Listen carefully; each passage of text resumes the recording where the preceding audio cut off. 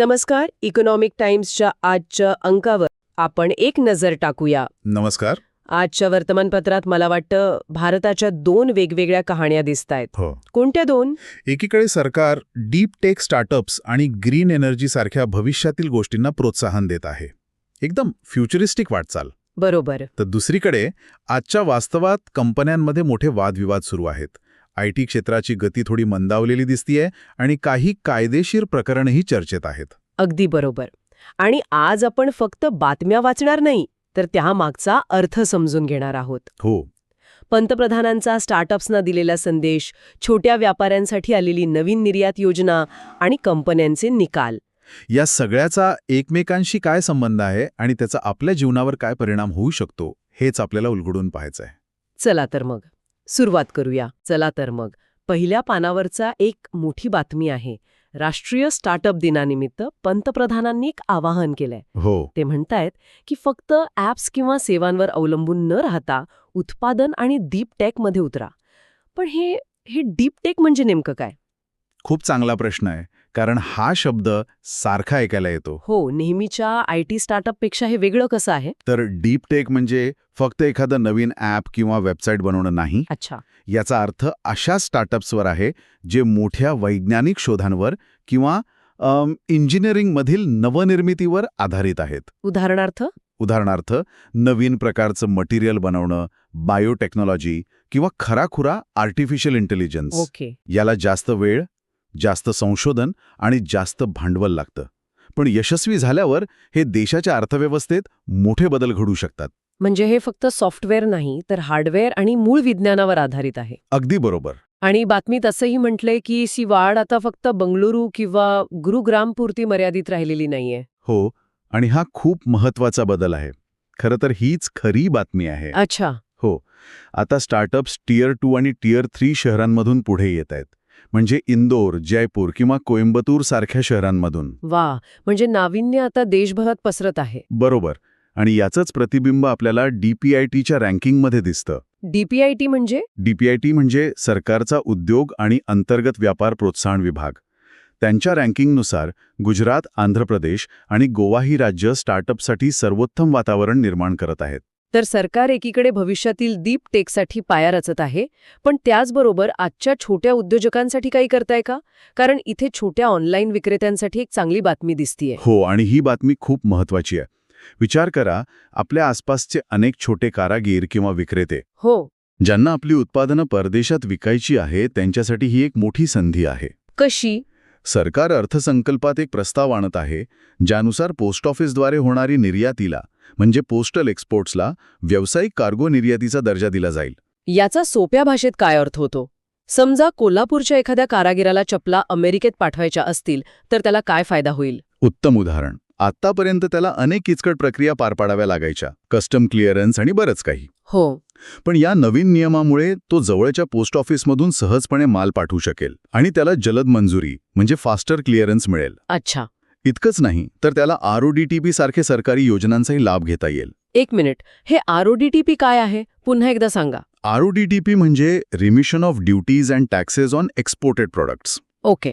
सोप्या शब्दात सांगायचं तर निर्यातदारांनी उत्पादन बनवताना जे वेगवेगळे कर भरलेले असतात, ते सरकार त्यांना परत करतं. म्हणजे एक प्रकारचा कॅशबॅक. अगदी बरोबर, कॅशबॅक.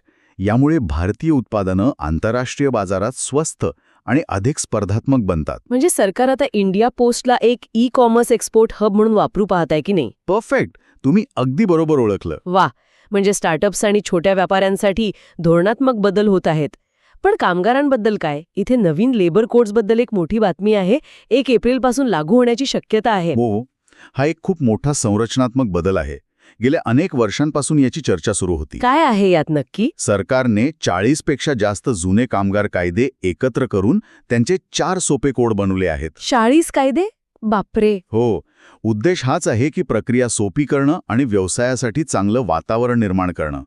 यात वेतन म्हणजे वेजेस या शब्दाची व्याख्या बदलण्यात आली आहे. आणि त्याचा परिणाम कर्मचाऱ्यांच्या PF आणि ग्रॅच्युइटीवर होऊ शकतो. अगदी. आणि आजकाल जे लाखो लोक गिग इकॉनॉमीमध्ये काम करतात, म्हणजे डिलिव्हरी एजंट किंवा ॲप आधारित ड्रायव्हर्स, त्यांच्यासाठी यात काही आहे का? नक्कीच. आणि हा यातला सर्वात महत्वाचा भाग आहे. या नवीन कोड्समध्ये पहिल्यांदाच गिग वर्कर्सना सामाजिक सुरक्षेच्या कक्षेत आणण्याची तरतूद आहे. म्हणजे त्यांना पीएफ किंवा विम्यासारख्या गोष्टी मिळू शकतील. हो, त्यांना भविष्य निर्वाह निधी पीएफ आणि कर्मचारी राज्य विमा ESIC सारख्या योजनांचा लाभ कसा देता येईल यावर काम सुरू आहे. हा एक महत्त्वाचा टप्पा आहे. म्हणजे एकीकडे धोरणात्मक पातळीवर मोठे बदल होत आहेत. पण आता कॉर्पोरेट जगताकडे वळूया, जिथे गोष्टी इतक्या सरळ दिसत नाहीत. बरोबर. इथे एका मोठ्या एअरलाईन कंपनीमध्ये मोठा वाद सुरू आहे. नताशा ओबेरॉय प्रकरण. हो, हे प्रकरण म्हणजे कॉर्पोरेट गव्हर्नन्सचा एक उत्तम केस स्टडी आहे. काय झालंय नक्की? इथे झालं असं की कंपनीच्या बोर्डाने CEO नताशा ओबेरॉय यांना पदावरून हटवण्याचा ठराव पास केला. ओके. त्यांनी याविरोधात दिल्ली उच्च न्यायालयात धाव घेतली, पण न्यायालयाने बोर्डाच्या निर्णयाला स्थगिती देण्यास नकार दिला. पण या बातमीमागची मोठी गोष्ट काय आहे? हा फक्त एका CEO आणि बोर्डमधला वाद आहे का? नाही. यातून संस्थापक म्हणजे फाउंडर्स आणि व्यावसायिक व्यवस्थापन म्हणजे प्रोफेशनल मॅनेजमेंट यांच्यातील संघर्ष समोर येतो. अच्छा. अनेकदा कंपन्या मोठ्या झाल्यावर संस्थापकांना वाटतं की नियंत्रण आपल्याच हातात असावं, तर बोर्ड आणि गुंतवणूकदारांना व्यावसायिक दृष्टिकोन हवा असतो. हा वाद अनेक वाढणाऱ्या कंपन्यांना सामोरा जावा लागतो. आणि इथे आणखी एक हाय प्रोफाईल प्रकरण आहे, प्रिया सचदेव आणि संजय कपूर यांच्या घटस्फोटाचं, जे आता सर्वोच्च न्यायालयात पोहोचलं आहे. हो, यात करिश्मा कपूरचाही संदर्भ आहे. हे प्रकरण आता कायदेशीर गुंतागुंतीमुळे सर्वोच्च न्यायालयात पोहोचलंय. बरं, आपण पुन्हा कंपन्यांच्या कामगिरीकडे वळूया. इथे स्टील क्षेत्राबद्दलची बातमी थोडी विरोधाभासी वाटते. कशी? बातमी म्हणतेय विक्री वाढली पण नफा कमी होणार. हे कसं शक्य आहे? हे शक्य आहे आणि यातून अर्थव्यवस्थेचं एक महत्त्वाचं तत्व समजतं. सांगा पाहू. टाटा स्टील आणि JSW स्टील सारख्या कंपन्यांची विक्री वाढली आहे, म्हणजे ते जास्त स्टील विकत आहेत. बरोबर. पण त्याचवेळी आंतरराष्ट्रीय बाजारात स्टीलच्या किमती कमी झाल्या आहेत आणि स्टील बनवण्यासाठी लागणारा कोकिंग कोल महाग झाला आहे. अच्छा, म्हणजे तुमचा खर्च वाढला आणि मिळकत कमी झाली. अगदी बरोबर. त्यामुळे विक्री वाढूनही नफा कमी होण्याची शक्यता आहे. समजलं. म्हणजे फक्त किती विकलं यावर नाही, तर कितीला विकलं आणि किती खर्चात बनवलं यावर नफा अवलंबून असतो. परफेक्ट. आणि IT क्षेत्राचं काय? विप्रोचे तिमाही निकाल आले आहेत. हो, आणि हे निकाल थोडे चिंताजनक आहेत. विप्रोचे आकडे अपेक्षेपेक्षा कमी आहेत. कुठे फटका बसलाय त्यांना? विशेषतः त्यांच्या कन्सल्टिंग व्यवसायाला फटका बसला आहे. पण या एका कंपनीच्या निकालावरून आपण काय मोठा निष्कर्ष काढू शकतो का? हो, नक्कीच. हा एक महत्त्वाचा संकेत आहे. जेव्हा जागतिक अर्थव्यवस्था मंदावते तेव्हा मोठ्या कंपन्या सर्वात आधी आपला अनावश्यक खर्च कमी करतात. आणि कन्सल्टिंग हा त्यातलाच एक खर्च असतो. बरोबर.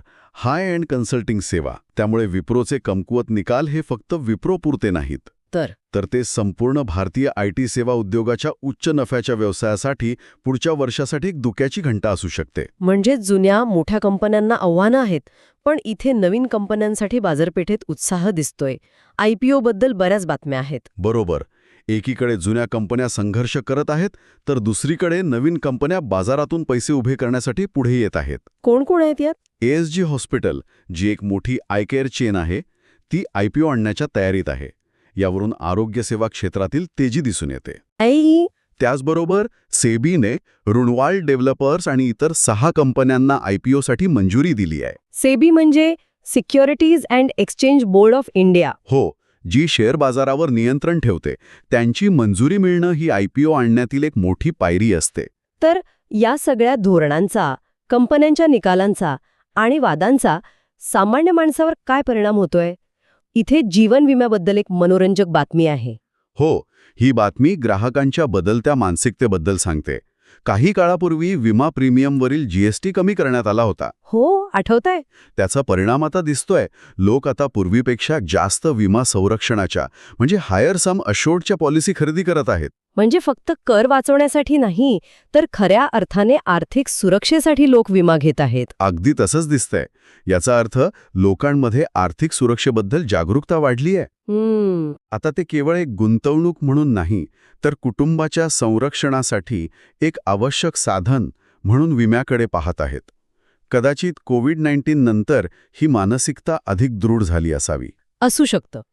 आजच्या अंकात 2 पूर्णपान जाहिराती खूप लक्ष वेधून घेत आहेत. एक बिहार सरकारच्या IT पॉलिसीची. हो, मी पण पाहिली. आणि दुसरी AM ग्रीन नावाच्या कंपनीची. या जाहिरातींमधनं आपल्याला काय समजतं? या दोन्ही जाहिराती भारताच्या आर्थिक भविष्याची दिशा दाखवतात. कसं काय? बिहारची जाहिरात सांगते की आता IT आणि गुंतवणुकीची लढाई फक्त महाराष्ट्र, कर्नाटक किंवा तामिळनाडूपुरती राहिलेली नाहीये. म्हणजे इतर राज्यही स्पर्धेत उतरत आहेत. हो, बिहारसारखं राज्य गुंतवणूकदारांना आकर्षित करण्यासाठी आकर्षक सबसिडी आणि कर सवलती देत आहे. ही राज्यांमधील स्पर्धा विकासासाठी चांगली आहे. आणि AM ग्रीनची जाहिरात? ही जाहिरात तर भारताच्या एका मोठ्या धोरणात्मक बदलाचं प्रतीक आहे. AM green he green energy क्षेत्रात काम करणारी कंपनी आहे. ओके. यांच्या जाहिरातीत ग्रीन हायड्रोजन, ग्रीन अमोनिया आणि मोठ्या प्रमाणातील ऊर्जा साठवणुकीचा उल्लेख आहे. हे शब्द भविष्यातील ऊर्जेचे स्रोत आहेत. म्हणजे भारत आता ग्रीन एनर्जीकडे वाटचाल करतोय. हो, भारत जीवाश्म इंधनावरील म्हणजे फॉसिल फ्युल्सवरील अवलंबित्व कमी करत आहे आणि यात खाजगी कंपन्या मोठी गुंतवणूक करत आहेत, हे या जाहिरातीतून स्पष्ट होतं. वा, म्हणजे वर्तमानपत्रातील जाहिरातीसुद्धा देशाची आर्थिक दिशा दाखवू शकतात. चला आता आंतरराष्ट्रीय पानावर नजर टाकूया. आणि ही पहिलीच बातमी धक्कादायक आहे. मथाळा आहे आणि माचोचा नोबेल शांतता पुरस्कार जातो ट्रम्प यांना. एक मिनिट, डोनाल्ड ट्रम्प यांना नोबेल शांतता पुरस्कार मिळाला? हे कधी झालं? इथेच खरी गंमत आहे. बातमीचा मथाळा सेन्सेशन निर्माण करणारा आहे, पण वास्तव वेगळं आहे. काय आहे वास्तव? डोनाल्ड ट्रम्प यांना नोबेल पुरस्कार मिळालेला नाहीये. मग एका अमेरिकन काँग्रेसवुमनने त्यांना या पुरस्कारासाठी फक्त नामांकित म्हणजे नॉमिनेट केलं आहे. अच्छा, म्हणजे फक्त नामांकन आहे. मग एवढी चर्चा का? कारण हे नामांकन अब्राहम कराराच्या म्हणजे एब्राहम अकॉर्ड्सच्या संदर्भात दिलं गेलं आहे, ज्याद्वारे इस्रायल आणि काही अरब देशांमध्ये शांतता करार झाले होते. पण या नामांकनावर नॉर्वेमधून, जिथे नोबेल समिती आहे, तिथून तीव्र नकारात्मक प्रतिक्रिया आली आहे. म्हणजे ही बातमी पुरस्काराबद्दल कमी आणि राजकीय डावपेचांबद्दल जास्त आहे. अगदी बरोबर. नोबेल पुरस्काराचा वापर राजकारणासाठी कसा केला जातो याचं हे एक उदाहरण आहे. समजलं. अमेरिकेच्या राजकारणाबद्दल आणखी एक बातमी आहे, ज्यात ग्रीनलँडचा उल्लेख आहे. अमेरिका आणि डेन्मार्क यांच्यात काही तणाव दिसतोय. हो, ही बातमी अमेरिकेच्या परराष्ट्र धोरणातील गुंतागुंता दाखवते. एकीकडे अमेरिकन खासदार संबंध सुधारण्यासाठी डेन्मार्कला भेट देत आहेत आणि दुसरीकडे अमेरिकेचे राष्ट्राध्यक्ष ग्रीनलँडच्या मुद्द्यावरून डेन्मार्कवर टॅरिफ लावण्याची म्हणजे आयातकर वाढवण्याची धमकी देत आहेत. अरे, काही वर्षांपूर्वी ट्रम्प यांनी ग्रीनलँड विकत घेण्याची ऑफर दिली होती. तेव्हापासून हा मुद्दा संवेदनशील बनला आहे. म्हणजे एकाच वेळी मैत्री आणि धमकी दोन्ही सुरू आहे.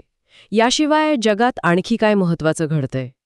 हो, 3 लहान पण महत्वाच्या बातम्या आहेत. थोडक्यात सांगतो. सांगा. 1. कॅनडा आणि चीनमध्ये व्यापार चर्चा सुरू आहे. इलेक्ट्रिक वाहने आणि कृषी उत्पादनावरील टॅरिफ कमी करण्यावर भर आहे. Okay. 2. Social media platform X, जे पूर्वी ट्विटर होतं, ते काही काळासाठी जागतिक स्तरावर ठप्प झालं होतं. हो, याची खूप चर्चा झाली. आणि 3. वॉलमार्ट अमेरिका, वॉलमार्ट USच्या CEO पदावर डेव्हिड गुगिना यांची नियुक्ती झाली आहे, जे रिटेल क्षेत्रातील एक मोठं नाव आहे. तर आजचा दिवस खरंच बातम्यांनी भरलेला होता. भारतातील स्टार्टअप्सच्या भविष्यातील धोरणांपासून ते नोबेल पुरस्काराच्या राजकीय वादापर्यंत. आणि मोठ्या कंपन्यांच्या संघर्षापासून ते ग्रीन एनर्जीच्या मोठ्या बदलांपर्यंत. या सगळ्यातून एक गोष्ट स्पष्ट होते की भारतीय अर्थव्यवस्था खूप गतिमान आहे. हो, सरकार विकासाला चालना देण्यासाठी धोरणे बदलत आहेत, कंपन्या जागतिक बाजारपेठेतील आव्हानांना तोंड देत आहेत आणि ग्राहक म्हणून लोकांच्या निवडी बदलत आहेत. आणि डीप टेक असो वा ग्रीन हायड्रोजन, नवीन तंत्रज्ञानावर स्पष्टपणे भर दिला जात आहे. अगदी. ऐकणाऱ्यांसाठी एक विचार. आजच्या वृत्तपत्रातून आपण पाहिलं की गुजरात आणि आंध्र प्रदेशसारखी राज्य स्टार्टअपच्या शर्यतीत आघाडीवर आहेत आणि बिहारसारखं राज्य आक्रमक IT धोरण आणून त्यांना आव्हान देत आहे. यावरून एक महत्वाचा प्रश्न निर्माण होतो.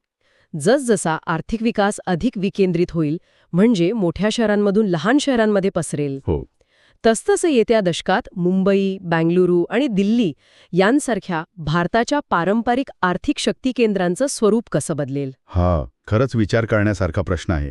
यावर नक्की विचार करायला हवं. जर तुम्हाला आमचं हे सखोल विश्लेषण आवडलं असेल तर कृपया आमच्या YouTube चॅनलला लाईक करा आणि सबस्क्राईब करा. भेटूया पुढच्या वेळी. धन्यवाद.